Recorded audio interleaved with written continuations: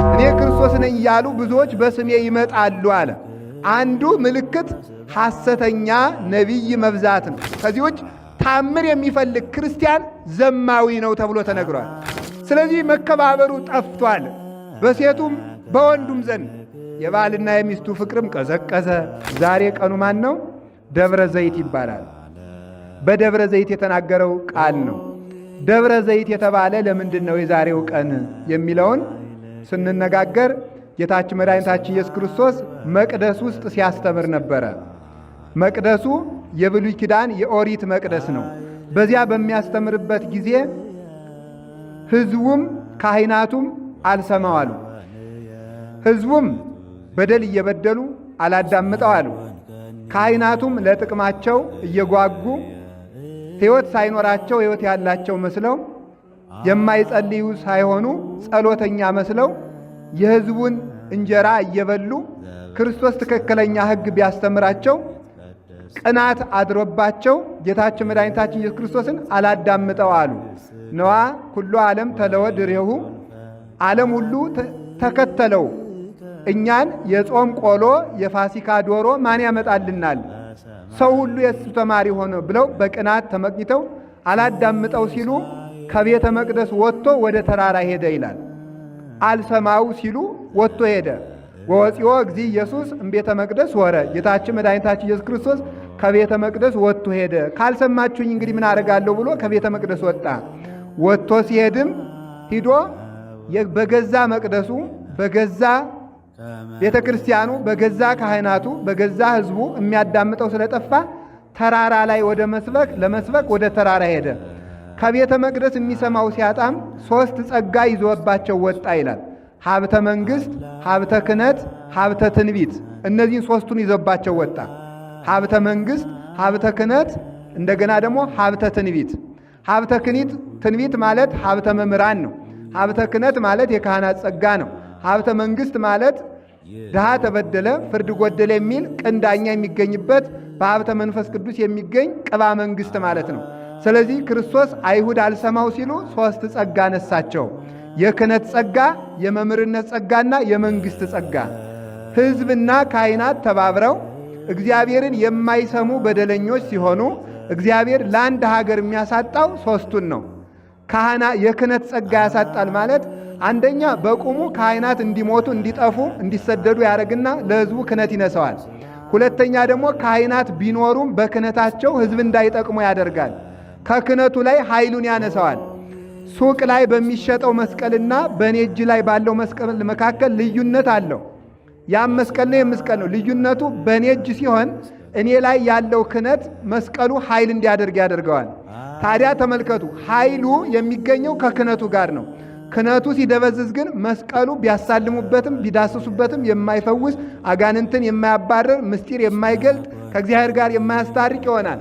መስቀሉ ተለውጦ ሳይሆን በሰዎች ላይ ያደረው ጸጋ ስለተነሳ ማለት ነው። ስለዚህ እግዚአብሔር ሀብተ ክህነትን ሲነሳ በዚያ መስቀል በዚያ ክህነት የተባረከው ትዳር አይባረክም። በዚያ መስቀል ወይም በዚያ ክህነት የተባረከው እንጀራም ተበልቶ አያጠግብም። ቢጠገብ እንኳን ለሆድ ቁርጠት ለራስ ፍልጠት እየሆነ ያሰቃያል ማለት ነው። የእህል ኃይል ይጠፋል ማለት ነው። ሀብተ ክህነትን ከአይሁድ አጠፋ። ሀብተ መንግሥትንም ሲያጠፋ መንግሥታቸው ጠፍቶ የዳዊትን መንግሥት አነሳባቸውና ራሱ እጅ ስላደረጋቸው በ70 ዓመተ ምህረት ጥጦስ የሚባል የሮም ንጉሥ መጥቶ ኢየሩሳሌምን አፍርሶ መቅደሱንም ደምስሶ መንግሥታቸውንም አፍልሶ እነሱንም አሰድዶ ወስዷቸዋል። ሀብተ መምህራን ጠፍቶ ዛሬም በአይሁድ እስራኤል አገር ብትሄዱ መምህር የለም፣ ትንቢትም የለም። ታቦቲቱም ኢትዮጵያ መጥታለች፣ መስዋዕትም የለም፣ መቅደሱም የለም፣ ተፈቷል።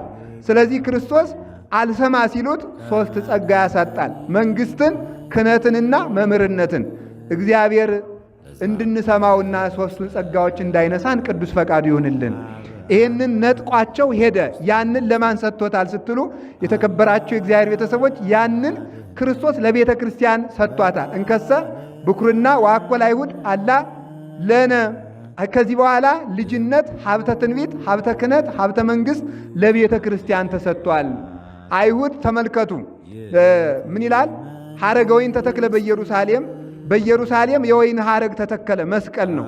አሕዛብ ነሱ ጽጌረዳ፣ አሕዛብ ፍሬውን ለቀሙ። ሌሎቹ ነን ከአይሁድ ውጭ የነበርነው ነው። ወሶኩሰ ተርፈ በኀበ አይሁድ፣ አይሁድ ግን እሾሁን ይዘው ቀሩ ማለት ጥርጥሩን፣ ክደቱን፣ ኃጢአቱን እነሱ ይዘውት ቀሩ። እኛ ግን የመስቀሉን ፍሬ እየተመገብን አለን። ክህነት ተሰጥቶናል፣ መንግሥት ተሰጥቶናል። መንግሥት ተሰጥቶናል ማለት ዛሬ በቤተ ክርስቲያን ተቀብቶ የሚሾም ንጉሥ ስለሌለ ለቤተ ክርስቲያን ሀብተ መንግሥት የላትም ማለት አይደለም። የቤተ ክርስቲያን ሀብተ መንግሥቷ የማይሻር ዘላለማዊ መንግሥት ነው። መንግሥተ ሰማያትን መውረስ ነው። የዚህ ዓለም መንግሥት ይሻራል፣ የሰማይ መንግሥት ግን አያልፍም። የሁሉ ክርስቲያን የሰማይ ንጉሥ ነው። ነገሥታት አድርጎ መርጦናል ክርስቶስ። በምን? በልጅነት ሹሞናል። የነገሥታት ልጆች የንግሥታት ልጆች ነገሥታት እንደሆኑ ልዕልት ልዑል ሆነው እንደሚሾሙ እኛም የልዑል እግዚአብሔር ልጆች ስለሆን በሰማይ መንግሥት በሰማይ ቤተ መንግሥት ልዑል ልዕልት ሆነን እንድንሾም በሀብተ መንፈስ ቅዱስ በልጅነት አክብሮ ክርስቶስ ስለዚህ ያመርጦናል። ከዚያ ሂዶ ጌታችን ኢየሱስ ክርስቶስ በደብረ ዘይት ተራራ ተቀመጠ። ወሶበ ይነብር ውስተ ደብረ ዘይት፣ በደብረ ዘይት ተራራ ሲቀመጥ ዘይት ማለት ወይራ ማለት ነው። ወይራ ማለት ነው። ደብረ ዘይት አብዛኛውን የወይራ ዛፍ ስለሚበቅልበት በዚያ ነው። ደብር ማለት ተራራ፣ ዘይት ማለት ወይራ። ደብረ ዘይት ማለት የወይራ ተራራ ማለት ነው። የወይራ የሀገራቸው ዘይት የእስራኤል ዘይት ይበላል። የእኛ ሀገር ወይራ አያፈራም። የእነሱ ሀገር ፍሬ ግን እኔም በአጋጣሚ አይቼዋለሁ። እግዚአብሔር ፈቅዶ ሄጄ ኢየሩሳሌም ወይራው ፍሬው ይበላል። ያ ደግሞ ተጨምቆ ዘይት ሆኖ የወይራ ዘይት የሚባለው የሚገኝበት ልዩ ወይራ ነው። ያ ወይራ በበዛበት አካባቢ ክርስቶስ ዛሬ ተቀምጦ አስተማረ። ወይራ ጽኑ ነው፣ ጽናት ይኖራችሁ ማለቱ ነው። ከወይራ ዘይት ይገኛል። ዘይት የፍቅር ምሳሌ ነው። ፍቅር ይኖራችሁ ማለቱ ነው። እንደዚሁም ሁሉ ክቡድ ይሁኑ፣ ክቡዳን ሕሊና ሁኑ፣ ብርቱዎች ሁኑ፣ ጽኑዓን ሁኑ ለማለት ነው። ዘይት መብራት ይሆናል። እናንተም ብሩህ ሕሊና ይኖራችሁ፣ ጨለማን የጨለማ ሥራ ኃጢአትን አትውደዱ ማለቱ ነው። ዘይት ለመሥዋዕትነት ለቤተ ክርስቲያን ይቀርባል። እናንተም ሰውነታችሁን መሥዋዕት አድርጉት ለማለት በዚያ አካባቢ ተቀመጠ። በዚያ ሲቀርብ ጌታችን መድኃኒታችን ኢየሱስ ክርስቶስ ወቀርቡ አርዳኢሁ እንተ ባሕቲቶሙ፣ ደቀ መዛሙርቱ ቀረቡና እንዲህ አሉት፣ ምን ትታምሪሁ ለሕልቀተ ዓለም፣ አንተ ትመጣለህ ይህን ዓለም ለማሳለፍ። ይህን ዓለም ለማሳለፍ ስትመጣ ምልክቱ ምንድን ነው? አንተ ስትመጣ ዓለም ሊያልፍ የመቃረቡ ምልክቱ ምንድን ነው ብለው ሐዋርያት ጌታን ጠየቁት። ጌታ ሊመጣ ሲል ምልክቱ ምንድን ነው? ዕቁያ ስሕቱክሙ፣ እንዳያሳስቷችሁ ተጠንቀቁ አለ። እስመ ብዙኃን ይመጽኡ በስሜ እንዘ ይብሉ አነ ውእቱ ክርስቶስ፣ እኔ ክርስቶስ ነኝ እያሉ ብዙዎች በስሜ ይመጣሉ አለ። አንዱ ምልክት ሐሰተኛ ነቢይ መብዛት ነው። ሐሰተኛ ነቢይ፣ ሐሰተኛ መምህር፣ ሐሰተኛ ባይታዊ፣ ሐሰተኛ መነኩሴ ይመጣል ነው። እኔ ክርስቶስ ነኝ እያሉ ሁሉ ይመጣሉ ብሏል ጌታ። እኔ ክርስቶስ ነኝ እያሉ እንዘ ይገብሩ ታምራተው መንክራተ፣ ታምራትን እያደረጉ መንክራትን እያደረጉ ድንቅ ድንቅ ታምር እያሉ ይመጣሉ። በዚህ እንዳትሳሳቱ ተጠንቀቁ። ሐሰተኛ ክርስቶስ አሁን ቀጣይ ክርስቶስ ይመጣል። የውሸት ክርስቶስ ከድንግል እንደተወለደ ከድንግል ሴት ተወልጃለሁ የሚል ይመጣል። አሁን በእስራኤል ማለት ነው። ያ ሲመጣ ምን ያደርጋል መሰላችሁ? ያ ሲመጣ ፀሐይን በአንድ እጁ ጨረቃን በአንድ እጁ ይዞ ነው የሚመጣ። በአንድ ቀን ዘር ዘርቶ፣ በአንድ ቀን አብቅሎ፣ በአንድ ቀን አጭዶ፣ በአንድ ቀን ወቅቶ፣ በአንድ ቀን ፈጭቶ፣ በአንድ ቀን ጋግሮ በሉን የክርስቶስ ነኝ ጥገቡ የሚል ይመጣል። ያንን ብናይ እኛ ሃይማኖታችን አንክድም ተብሎ ቢጠየቅ በጣም አስቸጋሪ ነው። እኔና እናንተን የዚህ ዘመን ክርስቲያን ወስጄ ከዚያ ዘመን ጋር ወስጄ ሳሳየው እውነት ግን እንደዚህ ያለ ሰው ቢመጣ ግን ይሄ ሕዝብ ግን ይሰማናል እላለሁ። አሁን አንድ ሰው ፀሐይን በእጁ ይዞ ቢመጣ ሰው ያ ሰውዬ ውሸት ነው ምን ትሉኛላችሁ እናንተ? ይኸው ቀንተው አትሉኝም? አባ ቀንቶ ነው ብላችሁ በድንጋይ ነበር የምትሉኝ። እንደዚህ ያለ ሰው ቢመጣ ማለት ነው። በእስጢፋኖስ ዘመን ሰዎች ምን አደረጉ? አሁን ሕዝቡ እዚህ ውስጥ ያላችሁት ሰምታችሁ አክብራችሁ ጊዜያችሁን ፈሽታችሁ እያስቀድሳችሁ እየተማራችሁ ነው። ችግራችን ግን ምን መሰላችሁ? ሌላ ሰውም ሊወስዳችሁ ቢመጣ ደግሞ ፈቃደኞች መሆናችሁ ነው። ታምር የሚያደርግ ሰው በእስጢፋኖስ ዘመን አንድ ጠንቋይ ነበረና ምን አደረገ? እኔ ታምር አደርጋለሁ፣ የእስጢፋኖስ ሃይማኖት ውሸት ነው አለ። ምን ታደርጋለህ ሲባል በሬውን በጆሮው እፍ ሲለው በሬው ከሁለት ተሰነጠቀ። ከሁለት ሲሰነጠቅ አሃ አምላክ ይሄ ነው ብለው ጠንቋዩን ተከተሉ ሰዎቹ። ከዚያ በኋላ ደግሞ ተመልከቱ፣ ቅዱስ እስጢፋኖስ ደግሞ በሬውን ከሞት አስነስቶ ጠንቋዩን እያባረር ካምጣው አለው። እያባረረ ሲያመጣው ደግሞ አይ አምላክ የእስጢፋኖስ አምላክ ነው ብለው ደግሞ እንደገና ወደዚህ ተለወጡ ማለት ነው። ስለዚህ ታምራት ይደረጋል። ሐሰተኞች ነቢያት ይመጣሉ። አሁን ብትሰሙ በጣም ድንቅ ትላላችሁ።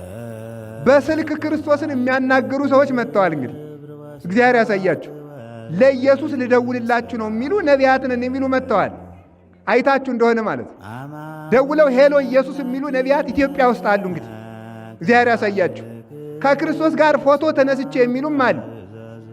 ከክርስቶስ ጋር ዱላ ገጥማለሁ የሚሉም አሉ። እንደዚህ ያሉ የመጡበት ዘመን ነው።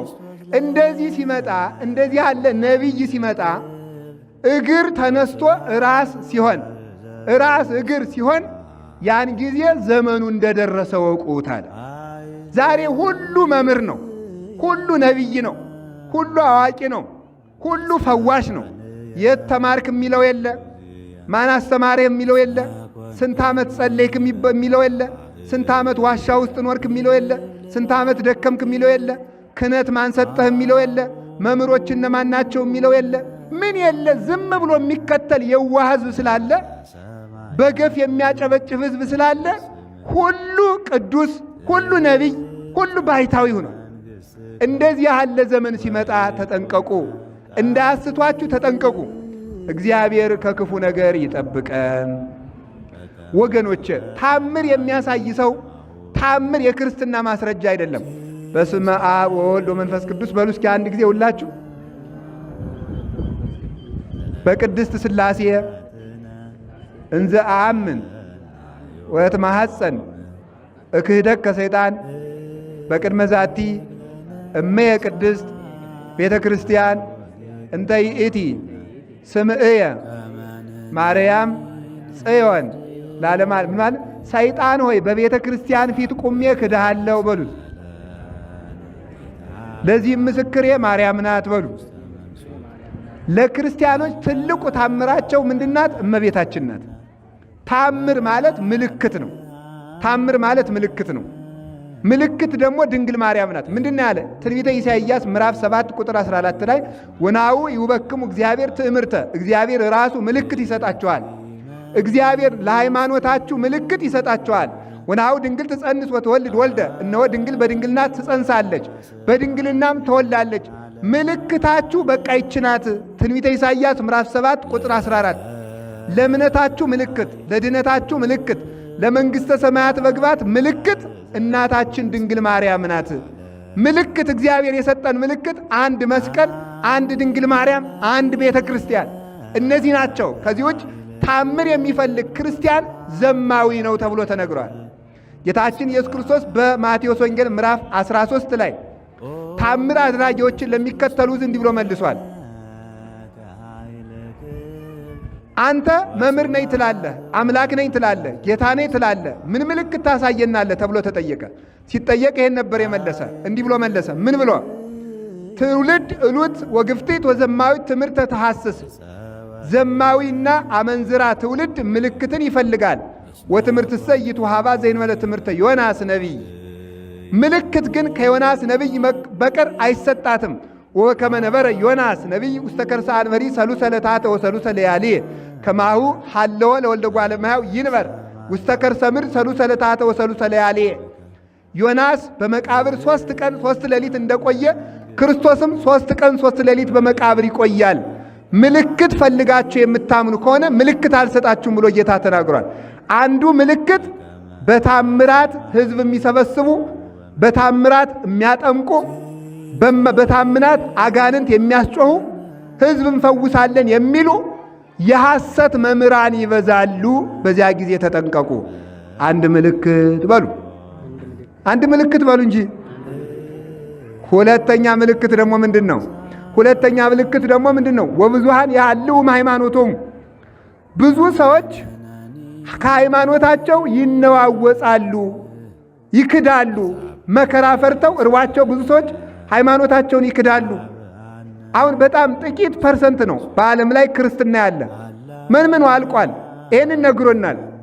ብዙ ሰዎች ሃይማኖታቸውን ይክዳሉ፣ ይናወጻሉ። እምነት ይጠፋል በሰው ልጆች ላይ። ግማሹ በጥንቆላ፣ ግማሹ በክደት፣ ግማሹ በጦርነት፣ ግማሹ በረሃብ፣ ግማሹ በችግር ሰዎች እምነታቸውን ይክዳሉ። ሁለት ምልክት በሉ እንጂ። ይሄው ኦርቶዶክስ አሁን እየተሰደደች ነው፣ እየተሰደበች ነው። እየተገፋች ነው። ቤተ ክርስቲያንን ማዋረድ እንደ ስልጣኔ የሚቆጠርበት ጊዜ መጥቷል። ፖለቲከኛውም የሚጀምር ቤተ ክርስቲያንን በማዋረድ ነው። ሁሉም ፍልስፍና የሚጀመረው ቤተ ክርስቲያንን በመስደብ ነው። አሁን ኢትዮጵያ ውስጥ ኢትዮጵያዊ ፈላስፋ የሚባል አለ። አንድ ማን ነው የሚባለው? ዘርዓ ያዕቆብ የሚባል ፈላስፋ ነው። አፄ ዘርዓ ያዕቆብ አይደለም፣ ሌላ ነው። ፈላስፋ፣ ኢትዮጵያዊ ፈላስፋ ተብሎ እየተደነቀ ነው በዓለም ላይ ሁሉ። ሀተታ ዘርዓ ያዕቆብ የሚል መጽሐፍ ጽፏል። ይሄ ሰውዬ ፈላስፋ ተብሏል፣ ግን ከኦርቶዶክስ አፈንግጦ የወጣ ከሃዲ ነው እና የመሰለውን እምነት ወይም የመሰለውን ሐሳብ ሳይፈራ ያራመደ ምንድነው ተብሎ ከሃይማኖት በማፈንገጡ እንደ ፍልስፍና ተቆጥሯል። አሁን ከቤተ ክርስቲያን መውጣት ምን ተብሏል? ፍልስፍና ተብሎ እየተቆጠረ ነው። ብዙዎች ሃይማኖታቸውን ይክዳሉ። ሁለት ምልክት።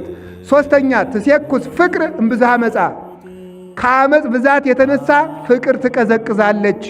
ሶስት ምልክት። እስቲ ፍቅር ትቀዘቅዛለች በሉ። አሁን ፍቅር ምንድን ነው? የባልና የሚስት ፍቅር አለ። የእናትና የአባት የልጅ ፍቅር አለ። ሁለት የባልንጀራ ፍቅር አለ። ሶስት የሰውና የእግዚአብሔር ፍቅር አለ። አራት ይሄ ሁሉ የለም። የእናትና አባትና እናት በልጆች ዘንድ አይወደድም። እንዲያውም አሁን ምን አይነት ትውልድ መጥቷል? እናትና አባቴ ለራሳቸው ተጋብተው ወለዱኝ እንጂ ለእኔ ምን አድርገውልኛል የሚል መጥቷል። ለራሳቸው ስለተጋቡ በአጋጣሚ ነው የተወለድኩ የሚል ትውልድ መጥቶላቸዋል። ሰለጠንኩ የሚል የሰየጠነ ትውልድ ማለት ነው። ሰይጥንናን ገንዘቡ ያደረገ መጽሐፍ ግን የሚለው ምንድን ነው መሰላችሁ?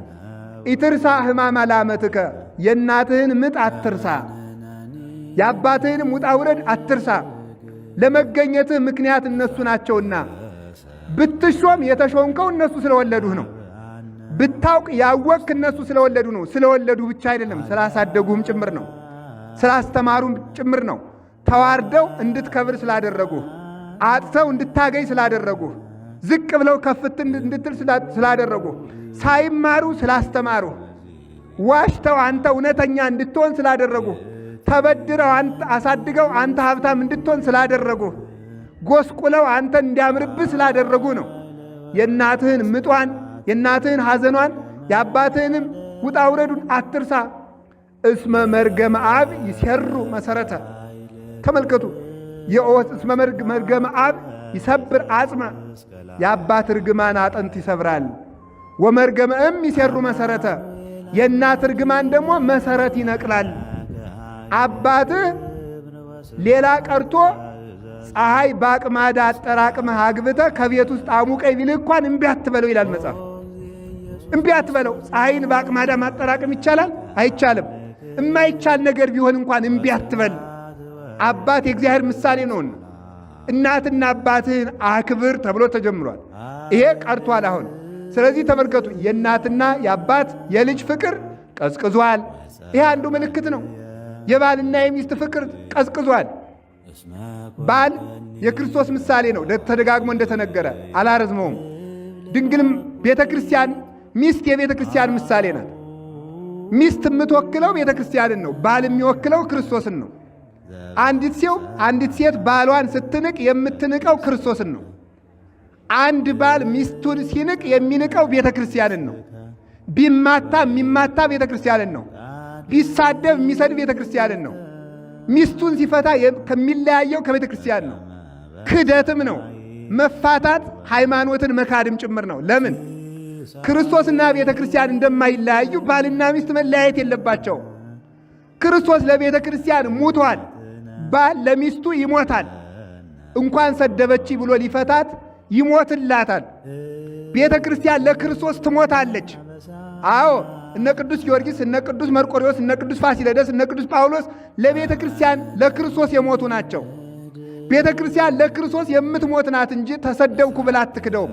አጣው ብላ አትክደውም። ታመምኩ ብላ አትክደውም። ልብስ አጣው ብላ አትክደውም። ታሰርኩ ብላ አትክደውም።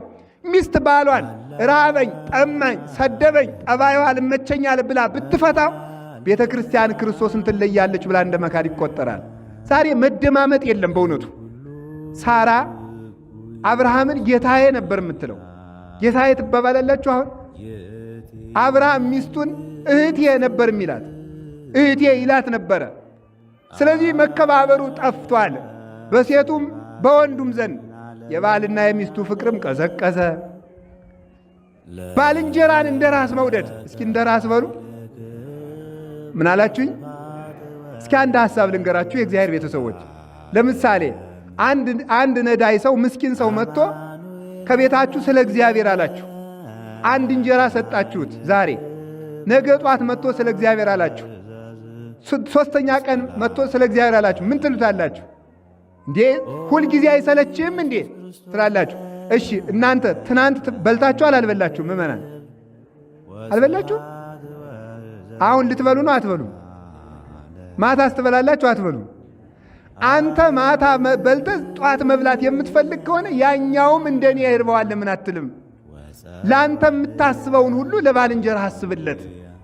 ለአንተ የማትፈልገውን ደግሞ ለባልንጀራ አታስብበት። ባልንጀራን እንደ ራስ መውደድ፣ ለእኔ የሚያስፈልገኝ ነገር ለባልንጀራ ያስፈልገዋል ብሎ ማመን፣ እንዲህ ያለ ፍቅር ይጠፋል። እግዚአብሔርን መውደድ ይጠፋል። አንድ ፍቅር እሱ ነው። ሰው ባልንጀራውን እንዳራሱ፣ ሚስቱን እንደ ቤተ ክርስቲያን፣ ፈጣሪውን ከራሱ በላይ መውደድ አለበት። ሦስቱን ንገሩኝ። ባልንጀራውን እንደ ራሱ በሉ። ሚስቱን እንደማን? እንደ ቤተ ክርስቲያን። አምላኩንሳ ከራሱ በላይ መውደድ አለበት። ከኛ ይልቅ ለማን መደላት አለበት? ለእግዚአብሔር።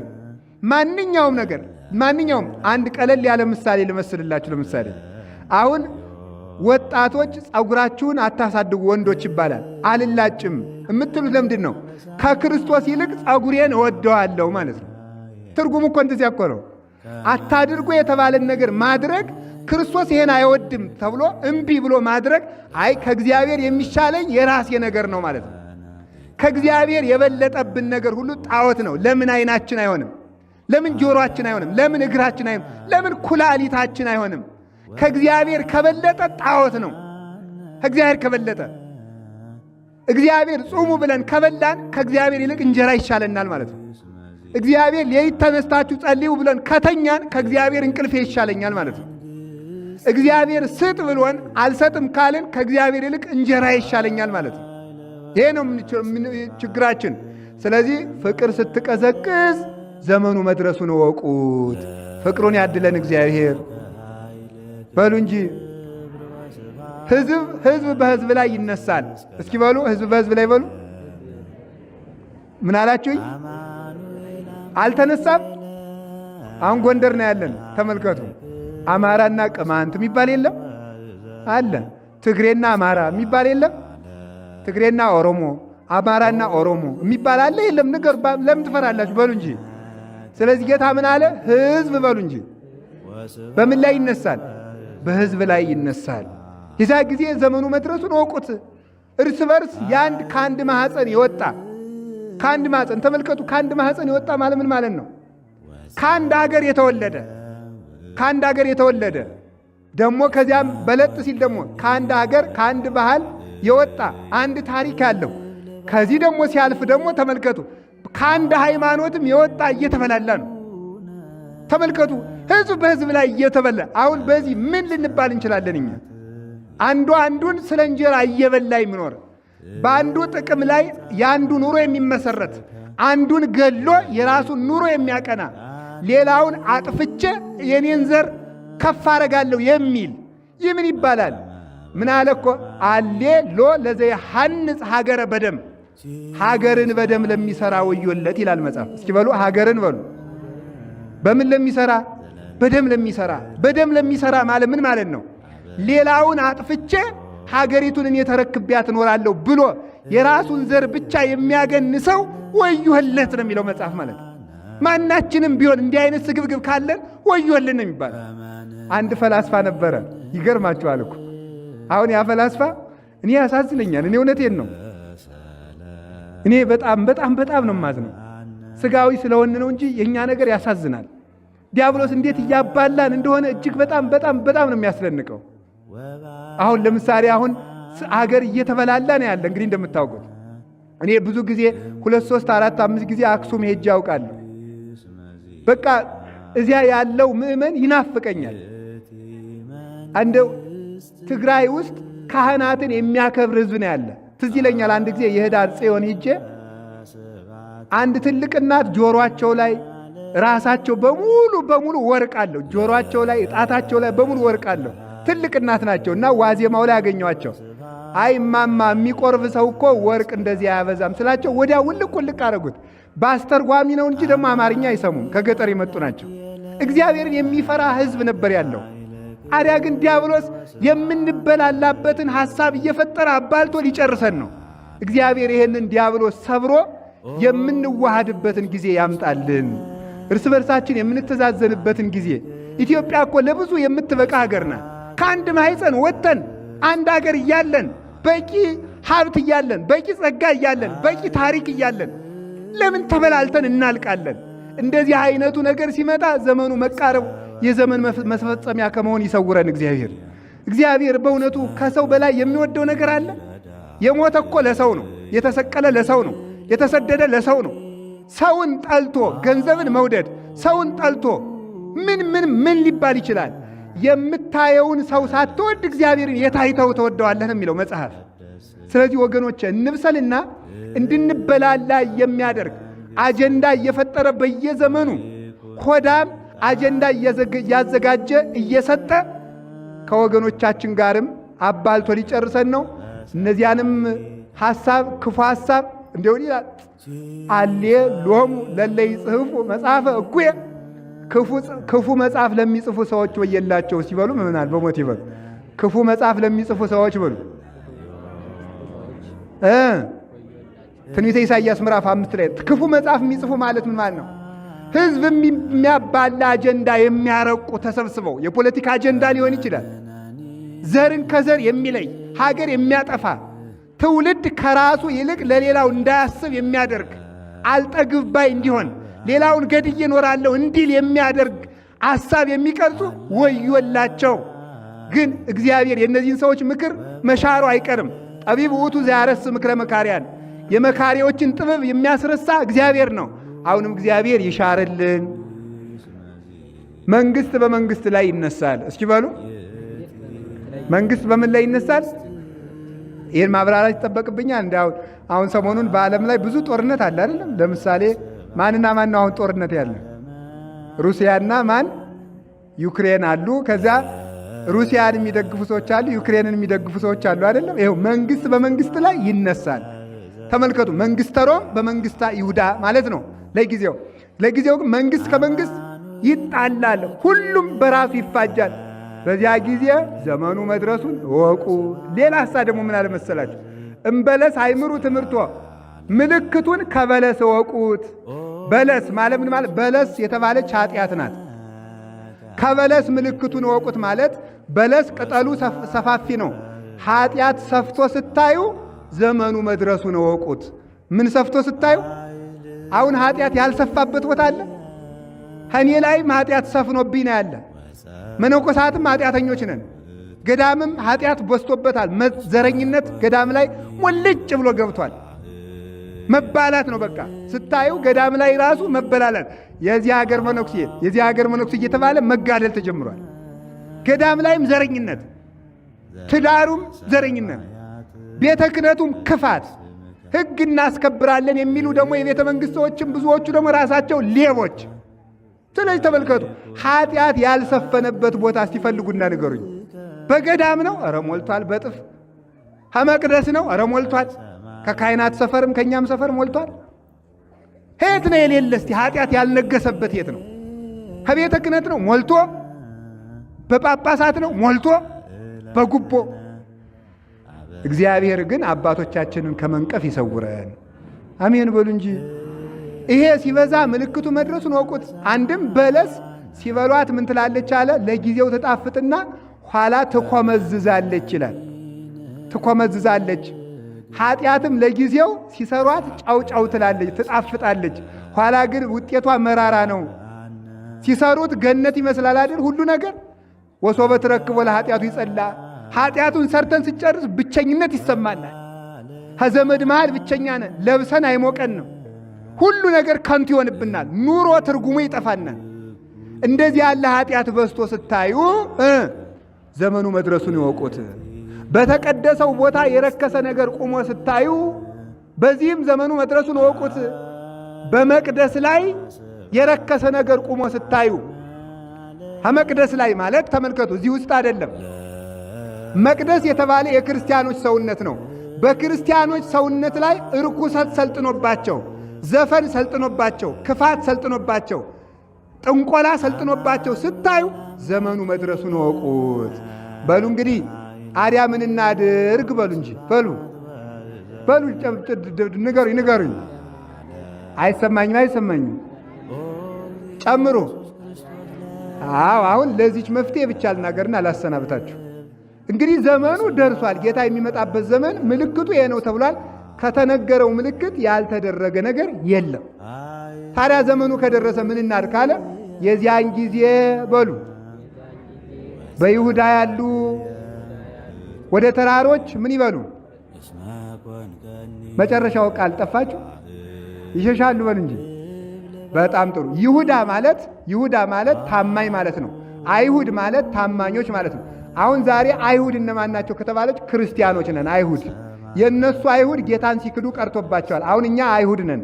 አይሁድ ማለት አማኝ ማለት ነው። ቃሉ ሲተረጎም አማኞች ማለት ነው። በይሁዳ ያሉ ማለት በሃይማኖት ያሉ ማለት ነው። በዚህ ወቅት አሁን ሁሉም ምልክት የደረሰበት ወቅት ነው። አሁን በዚህ ወቅት ያለን ክርስቲያኖች ምን እናድርግ ብለን የምንጠይቀው መፍትሄ ሲነግረን ጌታ ወደ ተራሮች ሽሹ። ተራራ ምንድን ነው? ወደ ተራራ መሸሽ ምንድን ነው? ተራራ ረድኤተ እግዚአብሔር። እስኪ በሉ ወደ ተራራ ሽሹ። የዚያ ጊዜ ማለት ወደ ረድኤተ እግዚአብሔር ተጠጉ። ብቸኛው መፍትሄ በእንደዚህ ያለ ዘመን እግዚአብሔር ነው። ከእግዚአብሔር ተጠጉ። በምንድን ነው የምንጠጋ?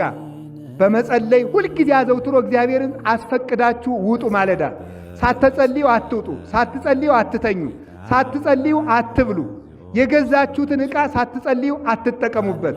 እንግዳ ሰው እንኳን ወደ ቤታችሁ ቢመጣ ሳታማትቡ አትሳሳሙ።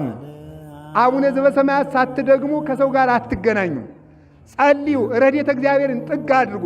በወጣም ብገባም መጠጊያ አንተ ነህ ብሉ። እግዚአብሔርን አቡነ ዘበሰማያት ሳትደግሙ ከሰው ጋር አትገናኙ። ጸልዩ፣ ረድኤተ እግዚአብሔርን ጥግ አድርጉ። በወጣም ብገባም መጠጊያ አንተ ነህ ብሉ። እግዚአብሔርን ተጠጉት። ከቤቱ አትውጡ። ቤተ እግዚአብሔር ሳንመጣ መዋል የለብንም በፍጹም። ከቤተ ክርስቲያን የሚያስወጣ ሰይጣን ሊገለን ያሰበ ሰይጣን ነው። ስለዚህ ቤተ ክርስቲያን ሳትገቡ ከኋላችሁ ሊያጠፋችሁ አስቧል ማለት ነው። ረድኤተ እግዚአብሔርን ጥግ ማድረግ፣ ከሱ መጠጋት። በምን እንጠጋ? በንስሐ እንጠጋ። በምን እንጠጋ? ቤተ ክርስቲያን በመምጣት። በምን እንጠጋ? በጸሎት። በምን እንጠጋ? በቁርባን። በምን እንጠጋ? ንጹሕ በመሆን። እግዚአብሔር ንጹሕ ነገር ይወዳልና ንጹሕ ነገር ወዳለበት ስለሚመጣ ክፋታችን ስናቆም እግዚአብሔር ወደ እኛ ይጠጋል። እግዚአብሔር ከእኛ ጋር ሲሆን ደግሞ ዓለም እናሸንፈዋለን።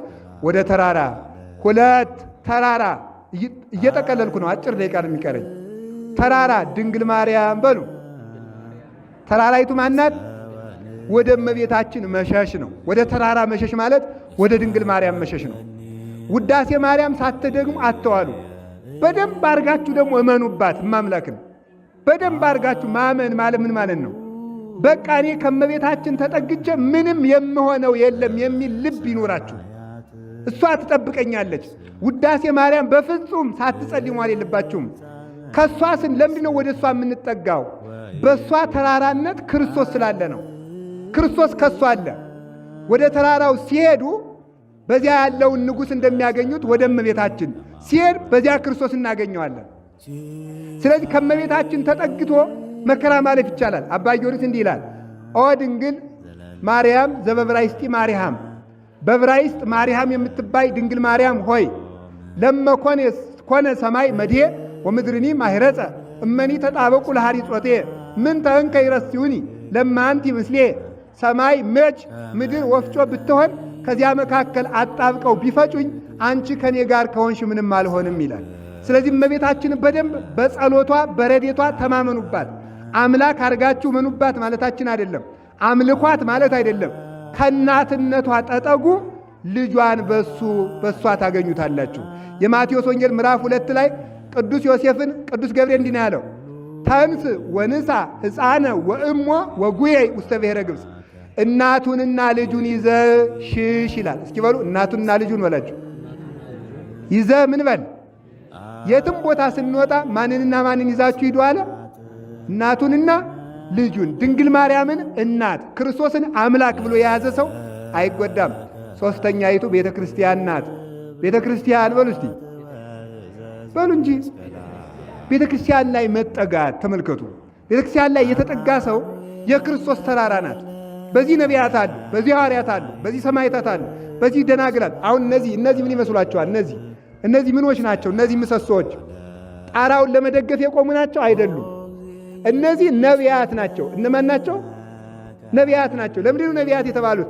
ከቤተ መቅደሱ ውጭ ናቸው። ነቢያት ከክርስቶስ ዘመን ስላልደረሱ ውጭ ሆነው ስለተመለከቱ እነዚህ ነቢያት እንደሚወክሉት።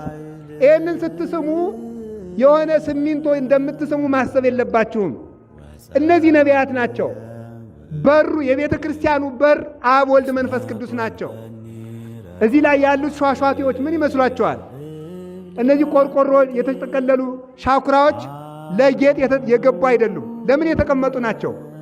እነዚህ የተቀመጡት ተመልከቱ፣ ሄሮድስ ያስፈጃቸው ሕፃናት ናቸው። አንድም መላእክት ናቸው። ስለዚህ ቀን ላይ እንደው በቀትር መሆን ወደ ማታ መታችሁ እዚህ ቁጭ ብላችሁ አዳምጡት። ይሄን ሿ ሲል መላእክት ቅዱስ ቅዱስ ቅዱስ እያሉ እንደሆነ አስታውሱ። እነዚህን ስናይ የምናስታውሰው ማንን ነው? መላእክትን ነው። መሰረቱ አብ ነው፣ ግድግዳ ወልድ ነው፣ ጣራው መንፈስ ቅዱስ ነው። ተመልከቱ። ከዚያስ ደግሞ ምን አለ? እላይ የሰጎን እንቁላል አለች። ይዋት የለችም? የሰጎን እንቁላል አለች አይደል? ሰጎን እንቁላሏን ይገርማችኋል እስከሚፈለፈል ድረስ ትክ ብላ ነው የምታየው። አይኗን ዘወር ካለችው እንቁላሉ ይበላሻል። ትክ ብላ ዝም ብላ ታየዋለች። ጥሬ ልትለቅም ከሄደች ወንዱ ሰጎን ተተክቶ ይጠብቅላታል እና እስከሚፈለፈል ድረስ አይኗን አትለያቸውም። ከዚያ በኋላ ከውስጥ ሆነው ጫጩቶቹ ለመፈልፈል ሲደርሱ ድምፅ ያሰሟታል። ከዚያ በኋላ ቅርፍቱን ትቀፈቅፍና ታወጣቸዋለች። ጫጩት የተባል እኛ ነን። ቅርፍት የተባለ ኃጢአት ነው። አይኑን ከኛ የማይለይ የተባለ እግዚአብሔር ነው። ከውስጥ ሁነን ድምፅ ስናሰማው ቀፍቅፎ ያወጣናል ማለት ከነ ኃጢአታችንም ቢሆን መተን ቤተ ክርስቲያን ውስጥ ማረን ይቅር በለን ስንለው ቅርፍታችንን አስወግዶ ይቅር ይለናል። ከቅርፍቱ ውስጥ እያለ ታየዋለች ማለት ከነ በደላችንም ቢሆን ማብላቱን ማጠጣቱን አልተወም። ነፋሱን ዛሬም ያነፍሳል፣ ዛሬም ፀሐይ ያወጣል፣ ዛሬም ያዘንባል፣ ዛሬም ያበቅላል፣ ዛሬም ያበላል። ግፋችን በዝቶ እንዲሁም ዘንድሮ አዝመራው ጨምሯል ሲባል ሰምቻለሁ። ግፋችን በዝቶ እግዚአብሔር ደግሞ አዝመራ ጨመረ። ደግሞ በረሃብ እንዳናልቅበት እኮ ነው። እንደሱ ያለ አባት የት ይገኛል? በእውነቱ አንድም ሰጎን እኛ፣ የሰጎን እንቁላል ክርስቶስ። ሰጎን እስከሚፈለፈል ድረስ እንቁላሉን ትክ ብላ እንደምታይ ክርስቲያኖች አምላካቸው መጥቶ ከዚህ ዓለም እስከሚያወጣቸው ድረስ የክርስቶስን መከራ ሳይረሱ ይኖራሉና ዲያቆኑ ስናስቀድስ ምን ይላል? ወደ ምስራቅ ተመልከቱ ይላል። እስኪ በሉ ወደ ምስራቅ ተመልከቱ ማለት ወደ ምስራቅ ዘወር በሉ ማለት አይደል። ምስራቅ የተባለ የክርስቶስ መምጫው ነው። ክርስቶስ የመምጣቱን እሱ ቢመጣ አሁን ዛሬ ቢመጣ ምን ይውጠኛል እያላችሁ አስቀድሱ ማለት ነው። አንድም የእሱን መከራ ብርሃን ክርስቶስ ስላበራባት ቀራንዮን እያያችሁ አስቀድሱ ነው። አንድም ፀሐይ እሱ ስለተወለደባት እናቱን ምስራቅ ድንግል ማርያምን እያሰባችሁ አስቀድሱ ነው። አንድም መንግሥተ ሰማያትን እያሰባችሁ አስቀድሱ ነው። ይህንን እንዳንረሳ ነው ጌታችን የነገረን። ስለዚህ ከዚች ቤተ ክርስቲያን ውስጥ ይሄ አጥር አለው። አሁን የቤተ ክርስቲያኑ አጥር በሬ እንዳይገባ ተብሎ ነው የታጠረ አይደለም። ምን ይመስላችሁ? የቤተ ክርስቲያን አጥር የተባለው ቤተ ክርስቲያንን የሚጠብቃት ረድኤተ እግዚአብሔር ነው። ከበሩ ስትገቡ፣ በሩን ተሳልማችሁ ስትገቡ ወደ እግዚአብሔር እቅፍ እየገባችሁ እንደሆነ ነው ማስታወስ። የሆነ ደጅ እየገባችሁ እንደሆነ አይሰማችሁ። ቤተ ክርስቲያን ውስጥ ያሉት ዛፎች መላእክትን ነው የሚወክሉት። ቤተ ክርስቲያን ውስጥ እሾህ ያለው ዛፍ አይተከልም። ለምን? እሾህ የኃጢአት ምሳሌ ነው። መላእክት ኃጢአት ስለሌለባቸው ቤተ ክርስቲያን ውስጥ ያለ ዛፍ በቀላሉ የማይቆረጠው ለዚያ ነው። የቅዱሳን መላእክት ምሳሌ ስለሆነ እነዚህን ዛፎች ስታዩ ወይራና ምሳና የምታዩ አይምሰላችሁ። መላእክት ምሳሌዎች ናቸው። አንድም የጻድቃን ምሳሌያቸው ነው። ጻድቅሰ ከመ በቀልት ይፈሪ፣ ጻድቅ እንደ ዘንባባ ያፈራል። ትኩላን እሙንቱ ውስተ ቤተ እግዚአብሔር፣ በእግዚአብሔር ቤት የተተከሉ ናቸው። ይቺ ቤተ ክርስቲያን የክርስቶስ አካሉ ናት። ግድግዳውን ስትስሙ ግድግዳ እንደምትስሙ አታስቡ። የክርስቶስን እጁን እግሩን እንደምትስሙት ነው ማሰብ ያለባቸው።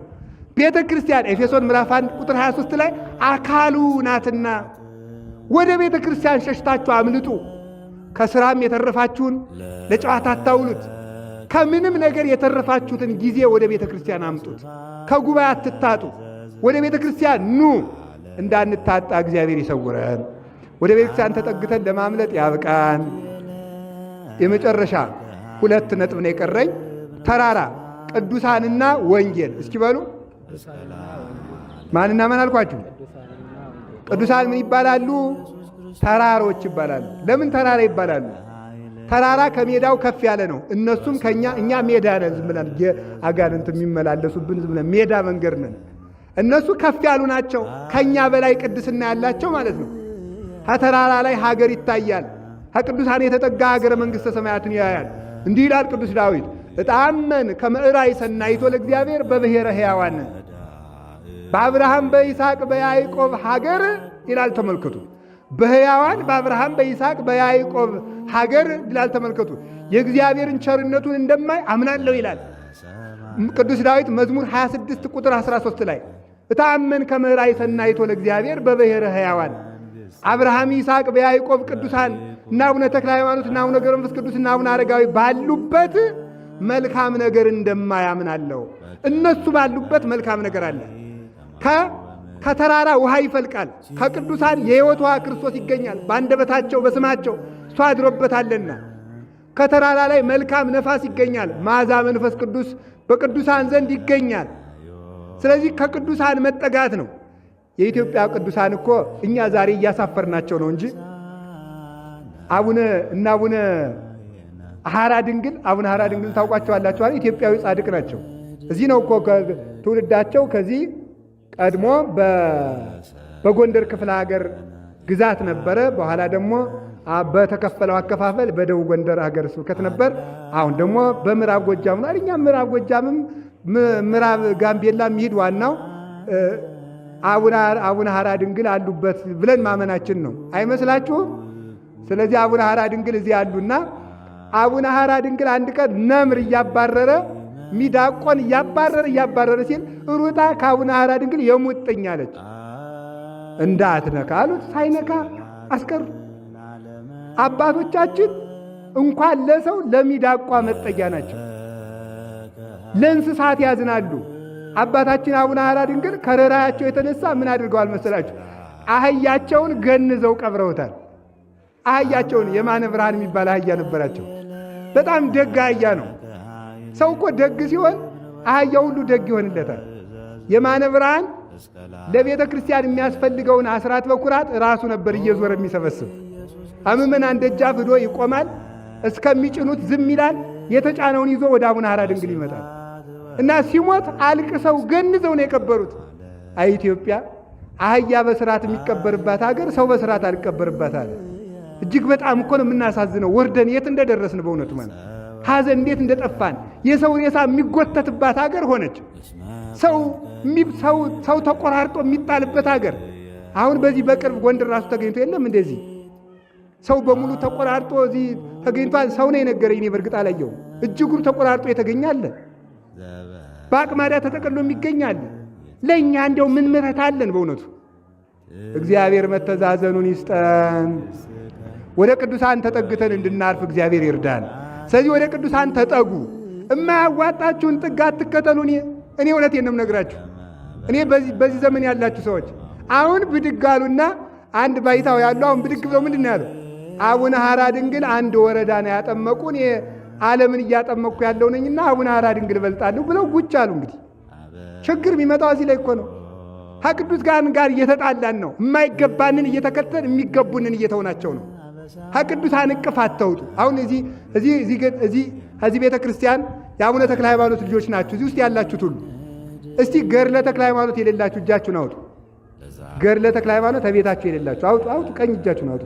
መቼም አትዋሹ ማለት አውጡ። ይውላችሁ አባቱን የማያውቅ ልጅ በሉት። ይውላችሁ በሉ እንጂ። አዎ ገድለ ተክለ ሃይማኖትን እንዴት ቤታችሁ አድጋችሁ በቀን በቀን አንዳንድ ምዕራፍ ከጸለያችሁ አቡነ ተክለ ሃይማኖት ምን ይነሷችኋል? እንጀራ ብትሏቸው እንጀራ ምን ብሏቸዋል ጌታ? ስምህ ከተጠራበት ጦም አዳር የለም ብሏቸዋል። ስምህ ከተጠራበት እዩት እስቲ ገምግሙት። አሁን እንዲሁ የዚህ አካባቢ ሰው አሁን ንግዱ ተራቆሩ ምን ብሎ ነው በልቶ የሚያድር? ተክለ ሃይማኖት እኮ ነው የሚያበሉት። አይገባን ይሆናል እንጂ ከዚህ ግቢው ሁሉ ያለ ሰው ሁሉ እኮ ጠግቦ የሚያድር በተክለ ሃይማኖት ነው። ስለዚህ ገድላቸውን አንብቡ፣ ለምኗቸው ከደዌ እንዲሁ እውነቴን ነው።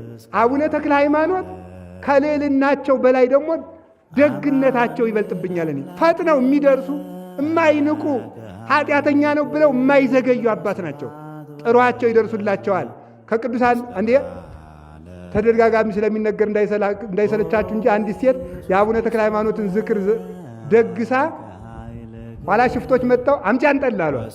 ታው የተክለ ሃይማኖት ነው አለቻቸው። እኔ የተክለ ሃይማኖት ላናውቅ አንጭ አሏት። አይ አባቴ የተክለ ሃይማኖት ይህንን ጠላ ሰውረው አለችው ብትላቸው አቡነ ተክለ ሃይማኖት ጠላውንም እሷንም ሰወሯት። ሽፍቶቹ መጥተው በዚህ እኮ ነበር አሁን እኮ እዚህ ተገትራ ነበች የት አባቷ ሄደች እያሉ በአጠገቧ እየገፏት እያለፉ አያዋትም። አቡነ ተክለ ሃይማኖት አይናቸውን እውር አድርገውታል። ተመልከቱ ተረት ተረት ይላል ደግሞ ያ ጅል ጴንጤ ደግሞ እንደዚህ ሊል ይችላል። በኦሪት ዘፍጥረት ምዕራፍ 19 ላይ እኮ ሎጥን ሊያጠፉ የመጡ ሰዶማውያን እውር ሆኖ የሎጥ ቤት ተሰውሮባቸው ሲድበሰበሱ ነበር። ይሄ መጽሐፍ ቅዱሳዊ ነው። በቅዱሳን ጸሎት፣ በሎጥ ጸሎት፣ በመላእክት ጸሎት የሎጥ ቤት ተሰውሯል። አሁንም እንሰወራለን። ከቅዱሳን የተጠጋ ይሰወራል፣ ይድናል። አቡነ ተክለ ሃይማኖት ተጠግተን በእግዚአብሔር ቸርነት ለመሰወር ያብቃን። የመጨረሻ ወንጌል፣ እስኪ ወንጌል በሉ። ወደ ወንጌል ሽሹ። ወደ ወንጌል ሽሹ ማለት ምን ማለት ነው? አሁን ይሁት የሰው ሕግ እያዳነን አይደለም። ሕገ መንግሥት ቢባል ሕገ የፍትሐ ብሔር ሕግ ብትሉት፣ የወንጀለኛ መፍጫ ሕግ ብትሉት፣ የቤተሰብ ሕግ ብትሉት ምንም ሕግ እያዳነን አይደለም። በእውነቱ ሕግ እያዳነን እየጠበቀን ነው ብለን ለማለት እንቸገራለን። አሁን እኮ ሕግ ያለበት ሀገር እስከማይመስል ድረስ ሰው ወጥቶ እንዳይገባ እየሆነ እኮ ነው። አሪያ እንደዚህ ከሆነ ሕግ አለ ማለት ይቻላል? ሰው ታርዶ አራጁ የማይጠየቅበት ሀገር ሆኗል እኮ። የሚያድነን እንግዲህ ተመልከቱ፣ የሰዎች ሕግ አላድነን ብሏል። በሕግ አምላክ እንዲህ አንዲት ሴትዮ እኮ እንዳያለች አሉ ጃንሆይ ሸሽተዋል ተብለዋል። ጃንሆይ በኃይለ ሥላሴ ጊዜ ነው። በኃይለ ሥላሴ አምላክ ነበር የሚባል ድሮና በኃይለ ሥላሴ አምላክ ብትል በዚያ ደግሞ የደርግ ወታደሮች በደርግ አምላክ እንዳትል ደግሞ የጃንሆይ ወታደሮችም ደግሞ በዚያ አጠገብ ደግሞ አሉ። ኋላ ምን አለች? የድብልቅልቁ ያለ አለች አሉ። በእውነቱ ማለት በማን አምላክ ይባል እኮ አይደረስ እኮ ነው እናንተ። ወዲህ ሲሉት ወዲያ ሲሉት የሚጨበጥ የጠፋበት። ታዲያ ተመልከቱ፣ የሰዎች ሕግ እያዳነንም እየጠበቀንም ተስፋ እየሆነንም አይደለም። ምን ይሻለናል? ወደ እግዚአብሔር ሕግ እንጠጋለን። እስኪ በሉ ወደ እግዚአብሔር ሕግ በሉ። ወደ ማን ሕግ እንጠጋለን? ወደ እግዚአብሔር ሕግ። ሕጉን ምን ማድረግ ነው? መማር። እኔ በጣም ጨርሻለሁ። እናቶች አባቶች፣ አንድ ነገር ልንገራችሁ። እሺ ትላላችሁ? እሺ ትላላችሁ? እሺ። አሁን እኔ እዚህ 40 ቀን አስተምራለሁ። 40 ቀን እያስተማርኩ ማትመጡ ለምንድን ነው?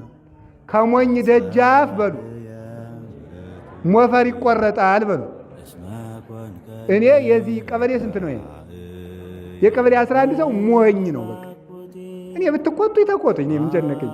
ብቻ እኔ ነፍሳችሁ ዳኑልኝ እንጂ ብትቆጡኝም ችግር የለም። ግረፉኝ ከፈለጋችሁ። ሰው ከቀበሌ 18 መጥቶ እየተማረ እናንተ ማትማሩ ጸድቃችሁ ነው? ምን ሆናችሁ ነው እናንተ ማትመጡት? ነውር አይደለም? ስለዚህ ከዛሬ በኋላ ትመጣላችሁ አትመጡ? 40 11 ተኩል ትመጣላችሁ? እንዲሁ እናቶችም ትልልቅ ባልቴቶችም ቢሆን በእውነቱ ነው አይኛ ተምረን እንግዲህ ምን ልናደርገው አትበሉ። ከዚህ ቁጭ ስትሉ የእናንተ በረከት እኛንም ይጠብቀናል። በረከታችን ናችሁ። የሽማግሌ ሽበት ለልጆች ክብር ነው ይላል ሰሎሞን እኮ። የልጆች ክብር አባቶች ናቸው፣ የአባቶች ክብር ልጆች ናቸው። እና ኑ እንጂ ቤተክርስቲያን አብረን እንጠብቃል። ወደ ሕጉ ሽሹ። አንድ እናት አሉ አርጅተው ዝም ብለው ይማራሉ። አይ አሁን አንቺ እንግዲህ ተምረሽ ሊቅ ልትወይ ነው ምን ልታረጊ ነው የምትማሪ አሏቸው አሉ። ምን ብለው መለሱ? አይ እንግዲህ ተምሬ ሊቅ ባልሆንም ሞት መጥቶ ሲወስደኝ ምን ስታደርግ አገኛት ሲባል ስትማር ቢልልኝ ጥሩ አይደል? እንግዲህ ተኝታ አገኘኋት ከሚል ስትማር ቢል ጥሩ አይደለም? ሲማር አገኘሁት ቢል። ስለዚህ አባቶቻችን ወንድሞቻችን አትቅሩብን፣ ካጠፋንም ምከሩ። ልጆቻችን እንዲህ አትበሉን በሉ። እኛ ልጆቻችሁ ነን፣ በእድሜ በክህነት ደግሞ አባቶቻችሁ ነን። ስለዚህ ኑ እና ተማሩ፣ ወደ ተራሮች ሽሹ፣ ወደ ወንጌል። እስኪ ወደ ወንጌል ብሉ።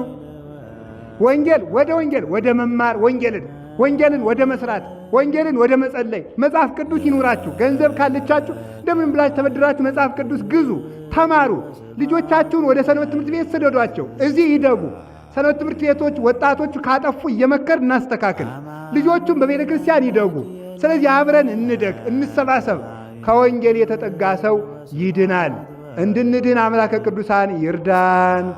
ያስተማረን የመከረን የቅዱሳን አምላክ ስሙ የተመሰገነ ይሁን። ቀጣዩን ደግሞ በማታው ጉባኤ ሌሎች መምህራንም ያስተምራሉ። መስቀል አደባባይ ተገኝታችሁ ተማሩ። በሌላ ጊዜ ደግሞ ሌሎችን ርዕሶች እንማማራለን። ወስብሐት ለእግዚአብሔር ወለወላዲቱ ድንግል ወለመስቀሉ ክብር። ይቆየን። ኋላ አባታችን ይመርቋችኋል። ግን እንዲሁ ልመርቃችሁ እፈልጋለሁ። ፀሐዩን ታግሳችሁ እንደሰማችሁ ሁሉ እግዚአብሔር ከገሃነም ያድናችሁ። ጊዜ እንደሰጣችሁ እግዚአብሔር በጊዜ አይቸኩልባችሁ። ለእግዚአብሔር ጊዜ ሰጣችሁ እንደሰማችሁ ሁሉ እግዚአብሔር በመንግሥተ ሰማያት ያኖራችሁ። እግዚአብሔርን እንዳከበራችሁ ያክብራችሁ። የእግዚአብሔርን ቃል አክብራችሁ እንደሰማችሁ እግዚአብሔር ደግሞ ልመናችሁን ይስባችሁ። እግዚአብሔር ይስጥልኝ።